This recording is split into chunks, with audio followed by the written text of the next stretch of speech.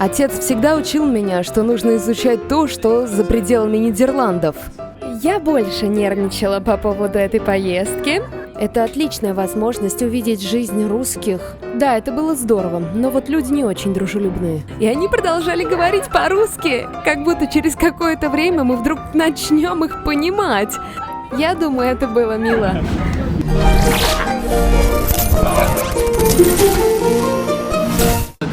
Я всегда хотел проехать из Москвы в Сибирь, потому что я считаю, что это очень интересно. Почему вам кажется это интересным? Наверное, это пошло из моего детства. Отец всегда учил меня, что нужно изучать то, что за пределами Нидерландов. Он рассказывал мне об этом очень много, и поэтому я теперь много путешествую. Но до того, как я женюсь, обзаведусь детьми и прочее, я бы хотел воспользоваться этой возможностью. Она, вероятно, последняя. Поэтому мы решились отправиться в это приключение, а после уже обычная жизнь. Как на данный момент вам ваше путешествие? Было ли вам страшно отправиться на русском поезде так далеко? Да не, вообще не страшно. Для меня, по крайней мере. Может быть, для дельфина немного иначе? Для меня все так, как я и ожидал. Несколько дней провести в поезде и выходить на улицу на 10-20 минут во время остановок. Остальное время ты находишься в помещении на 4 метра с 4 людей, и все очень близко. И ты постоянно встречаешь новых людей, потому что тебе некуда идти. Я раньше такого не испытывал, но это очень крутой жизненный опыт, и я точно рекомендую всем попробовать такое путешествие. Дельфин, а ты что думаешь?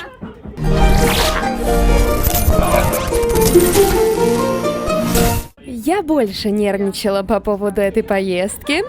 Я не особенно привыкла ездить на поездах, но здесь все немного лучше, чем я себе представляла. Все вагоны достаточно комфортные. Здорово, что можно выходить из поезда на остановках, чтобы подышать воздухом и попробовать местную еду. Можно встретить много людей, и в том числе русских, а еще увидеть дома местных жителей, увидеть их привычки. Это отличная возможность увидеть жизнь русских изнутри, как она есть. Но не только русских людей. Ты встречаешь абсолютно разных людей из разных культур, например, болгарина или китайца, и многих других. Я думаю, в этом как раз фишка, что ты встречаешь людей из разных стран в одном месте, начинаешь общаться, и вы уже вместе приятно выпиваете. И это очень, очень прикольно. А вы не скучаете в поезде? Потому что большинство времени приходится же проводить в вагоне. Нет, потому что это часть путешествия. Нужно уметь хорошо проводить время, даже если ты наедине с самим собой.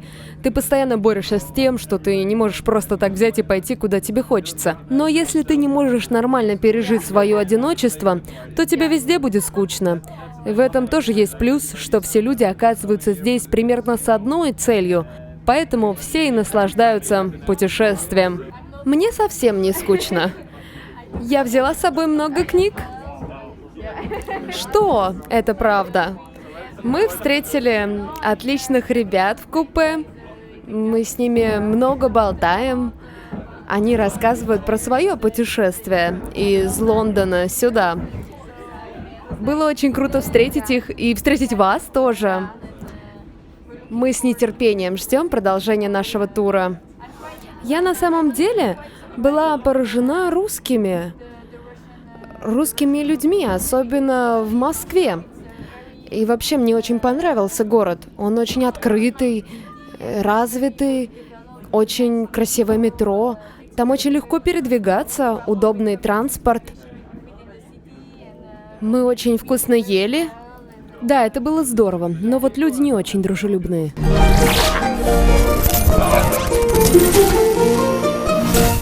Правда? Почему? Иногда люди немного отстраненные, наверное, из-за языка, я так думаю. Они немного напуганы разговаривать с иностранцами, поэтому не особенно хотят общаться.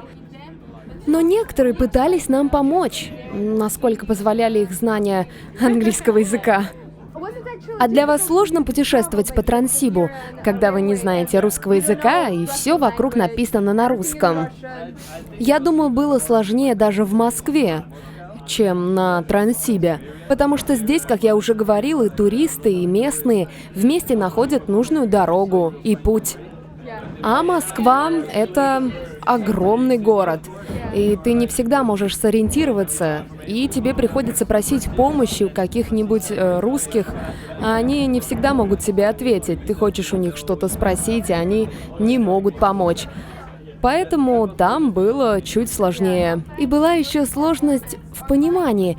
У нас по-разному работал мозг. Какие-то вещи им казались абсолютно логичными, а нам это виделось абсолютно противоположным. Поэтому иногда, конечно, были сложности. И людям казалось, что мы не понимаем простых истин. И они продолжали говорить по-русски, как будто через какое-то время мы вдруг начнем их понимать. Но этого, конечно, не происходило. Я думаю, это было мило. Да, на самом деле это типично. Но мы и хотели увидеть что-то другое. Я никогда не путешествовала в Россию. Я бывала только в Питере, но это было очень-очень давно. И я думаю, наше путешествие — это отличный шанс увидеть страну, где очень много историй. А какие у вас есть стереотипы о русских или России в общем? Для нас русские люди очень жесткие люди. Ну, это правда. Может, так говорить не очень хорошо. А еще это страна, о которой мы очень мало знаем. Да, мы почти ничего не знаем. Поэтому очень сложно иметь какие-то стереотипы, потому что ваша страна очень часто менялась за последние столетия и года. Я думаю, что путешествие помогает понять русских людей, не размышляя о них стереотипно. Все очень разные, а стереотипы всегда однобоки. Все не похожи друг на друга. Я соглашусь с Дельфиной. А какое самое яркое впечатление или, может, эмоция у вас от вашего путешествия на данный момент? Я думаю, что самое удивительное — это люди, которые пытаются тебе помочь, даже несмотря на то, что они не говорят по-английски. Ну и вообще, если подумать, зачем русским говорить по-английски? Все здесь говорят по-русски. Это мы в Европе привыкли, что все говорят на своих языках, и нам нужно как-то друг друга понимать.